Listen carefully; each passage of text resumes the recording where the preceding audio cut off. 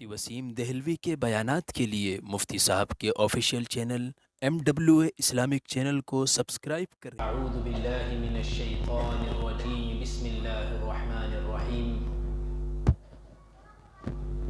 یا ایہا الذین آمنوا کلوا من طیبات ما رزقناکم واشکروا للہ ان کنتم ایاہ تعبدون۔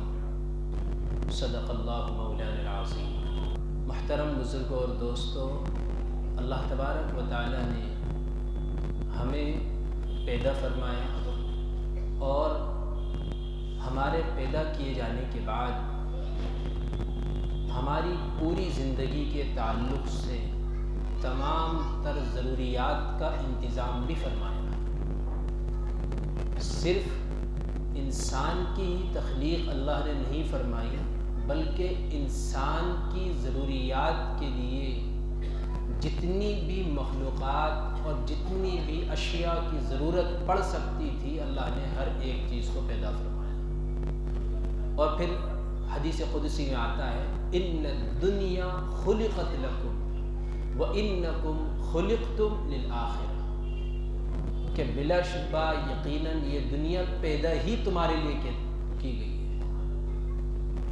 اس کو بنایا ہی تمہارے لیے ہے۔ وَإِنَّكُمْ، لیکن تمہارے پیدا کیے جانے کا جو مقصد ہے وہ آخرت ہے۔ الدنیا مزرعۃ الآخرہ، یہ دنیا آخرت کی کھیتی ہے۔ تو یہاں پر ہماری ایک کسان کی حیثیت ہے۔ آج جیسا ہم یہاں پر بوئیں گے، اعمال جیسے کریں گے، ویسے ہی آخرت میں اس کا صلہ ملے گا۔ تو اللہ تبارک و تعالیٰ نے ہمیں پیدا فرمایا، ہمارے ساتھ جتنی بھی ہماری ضروریات ہیں ان سب کا انتظام بھی فرمایا۔ پھر قرآن مجید میں یہ حکم دیا یا ایھا الذین آمنوا، کہ تم میں سے جو مجھ پر ایمان میں آئے ہیں، مجھ پر ایمان رکھتے ہیں، تو ان کو خاص طور سے اللہ فرماتے ہیں اے ایمان والو کلو من طیبات ما رزقناکم، کہ ہم نے تم کو جو پاکیزہ حلال برکت والا رزق عطا کیا ہے اس کے اندر سے کھاؤ۔ یہاں پر اس بات کا حکم دیا کہ پاکیزہ کمائی میں سے کھاؤ، پاکیزہ جو تمہارے پاس رزق ہے، حلال ہے، اس کے اندر سے کھاؤ۔ ساتھ ہی ساتھ دوسری بات کی نفی ہو گئی کہ ہمیں حرام سے پوری زندگی اپنے آپ کو بچانا ہے۔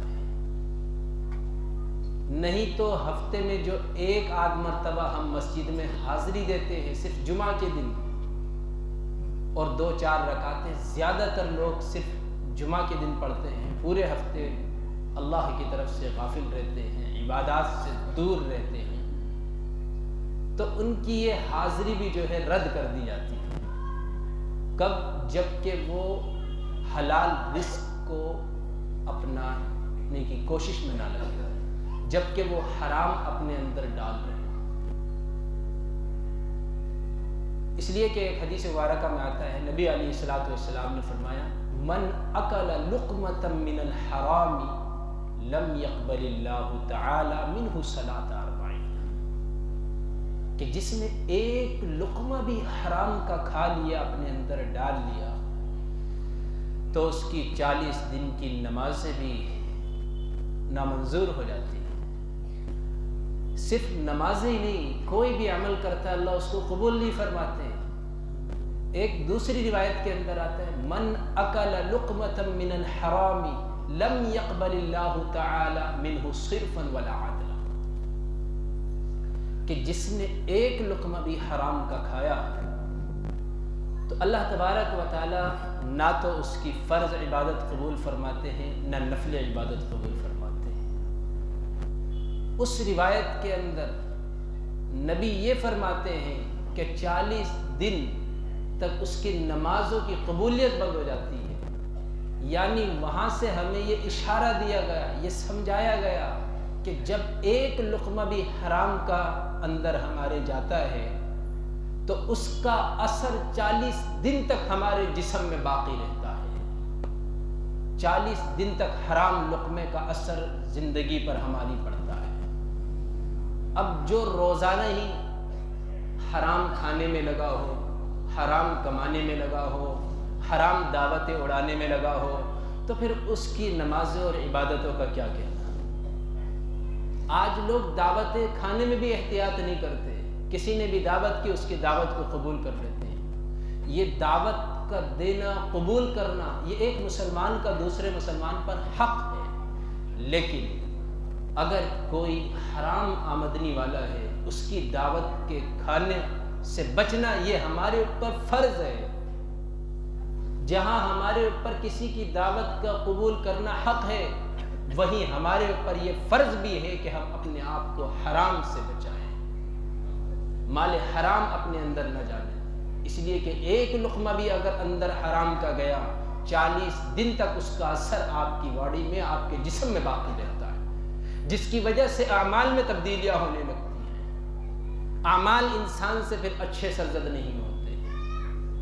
انسان جو ہے گناہ والے اعمال کی طرف رغبت کرتا ہے، جیسے جیسے اس کی حرام غذا بڑھتی رہتی ہے، مزید حرام کاموں کی طرف وہ بڑھتا چلا جاتا ہے۔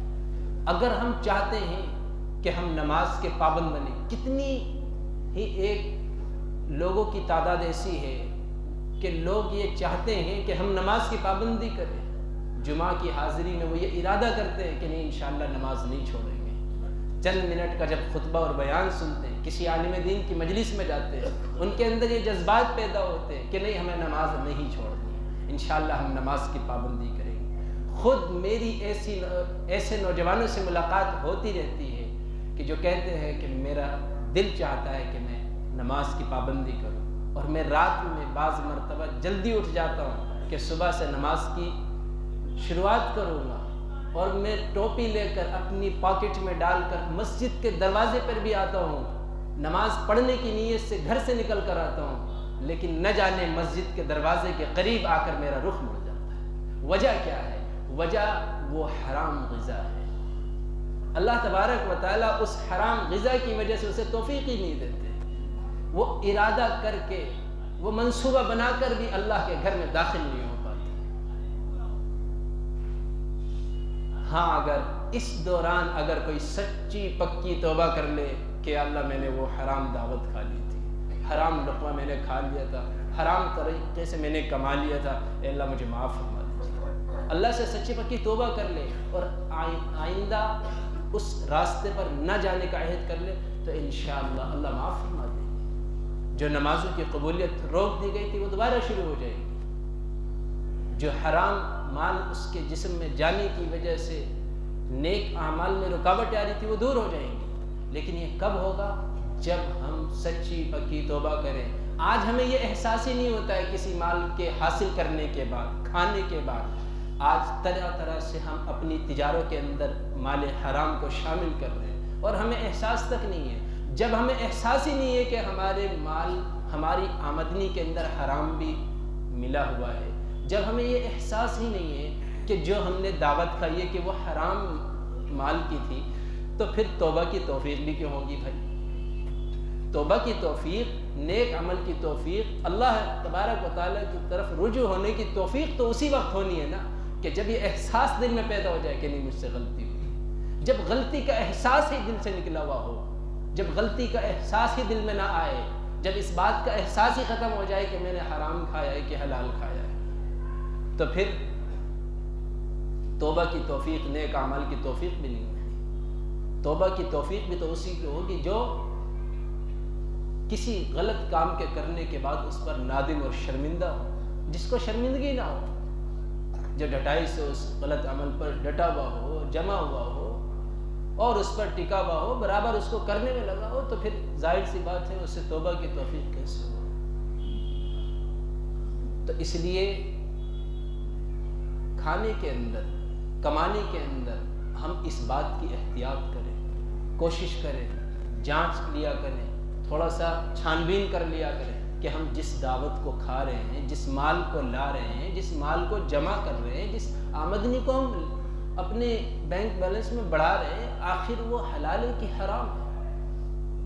نبی علیہ الصلوۃ والسلام نے فرمایا تھا کہ ایک زمانہ آئے گا لوگوں کہ لوگ اس بات کی پرواہ کرنا چھوڑ دیں گے کہ وہ حلال کما رہے ہیں کہ حرام کما رہے ہیں. یأتی علی الناس زمان لا یبال المرء، کہ لوگ اس بات کی پرواہ کرنا چھوڑ دیں گے، امن الحلال ام من الحرام، کہ جس مال کو وہ جمع کر رہے ہیں، جس مال کو وہ کما رہے ہیں، جس تجارت کو وہ بڑھانے میں لگے ہوئے ہیں، آخر وہ حلال ہے کہ حرام ہے، اس بات کی لوگ پرواہ کرنا چھوڑ دیں گے. اور آج دیکھیں عمومی طور پر یہ مرض ہمارے اندر پیدا ہو چکا ہے. آج ہم اس بات کی پرواہ نہیں کرتے، بس مال آنے سے مطلب ہے. ہمارا مال بڑھ رہا ہے، تجارت بڑھ رہی ہے، ہمارے کسٹمر بڑھ رہے ہیں، بس. آج کل آن لائن مارکیٹنگ کا دور چل رہا ہے، بہت سے لوگ آن لائن کر رہے ہیں. وہاں پر ایڈ کسی اور کا دیں گے، پیک کر کے کچھ اور بھیج دیں گے کہ کسٹمر نہ ٹوٹے. کچھ نہ کچھ اگر وہ چیز نہیں ہے تو اس کی جگہ دوسری چیز بھیج دیں گے کہ واپس ہی تو آئے گا. دھوکہ دیتے ہیں، جان بوجھ کے فریب کرتے ہیں. آن لائن مارکیٹنگ کے اندر بہت زیادہ جال سازیاں ہو رہی ہیں اور بہت سارے نوجوان آج اسی مارکیٹ کی طرف بڑھ رہے ہیں اور دھوکے دے رہے ہو اور سوچ رہے ہیں ہماری دکان صحیح چل رہی ہے، ہماری آمدنی بڑھ رہی ہے. لیکن ان کو اس بات کا خیال نہیں ہے کہ ہم کسی کو دھوکہ دے رہے ہیں، ہم مال حرام کو جمع کر رہے ہیں. اسی طرح سے آج چھوٹے چھوٹے دکاندار وہ بھی اسی طرح سے، یہ ریوڑی پٹی والے، یہ پھل فروٹس اور سبزی بیچنے والے، یہ بھی دھوکہ دینے میں لگے. جس کو دیکھو ہر ایک دھوکہ دینے کی کوشش میں لگا ہوا ہے، کسی نہ کسی طرح سے قسم کھا کھا کر اپنے مال کو بیچنے میں لگے ہوئے ہیں. جبکہ نبی علیہ الصلوۃ والسلام نے فرمایا کہ جس نے قسم کھا کر تجارت کی، اللہ تبارک و تعالیٰ اس کی برکت کو ختم فرما دیتے ہیں، برکت روک دی جاتی ہے ایسے شخص کی. تو اس لیے اپنی تجارت میں بات بات میں قسمیں کھانا یہ اللہ اور اس کے رسول کے نزدیک ناپسندیدہ عمل ہے اور رزق کی برکت کو ختم کر دینے والے عمل ہے. تو اس لیے ہم اپنی آمدنی میں خاص طور سے غور کریں اور جہاں ہم دعوتیں کھانے جاتے ہیں یا اسی طرح سے ہم جن دسترخوانوں پر بھی پہنچتے ہیں وہاں پر بھی ہم تھوڑا سا احتیاط برتیں کہ اگر ہمیں کسی کے بارے میں یقینی طور پر معلوم ہو جائے کہ اس کی آمدنی حلال نہیں ہے تو پھر اس کی دعوت کو کھانے سے بچیں، اپنے آپ کو بچائیں. نہیں تو یاد رکھیں یہ جمعہ جو نمازیں ہوتی ہیں نا، یہ بھی ہمارے قابل قبول نہیں ہوتی. بس رسمی ایک ادا ہوتی رہے گی کہ مسجد آئے گئے اور چلے گئے اور کچھ گھنٹے ہم نے مسجد میں گزار لیے. تو اس لیے کم از کم یہ ہفتے بھر کی 1-2 نمازیں تو ہماری درست ہو جائے اور پھر ہمیں آگے نمازوں کی توفیق ہو جائے. اس کے لیے ضرورت ہے کہ ہم اپنے اندر جانے والی غذا کی فکر کریں، اپنے بینک میں جمع ہونے والی جو آمدنی ہے، جو سیونگ ہے، اس کی فکر کریں کہ وہ حلال ہو. اللہ تبارک و تعالی ہم سب کو حلال رزق عطا فرمائے اور مال حرام سے اللہ ہم سب کی حفاظت فرمائے. پوری امت کو حلال پہ لگنے کی اور حرام سے بچنے کی توفیق عطا فرمائے. وآخر دعوانا ان الحمد للہ رب العالمین.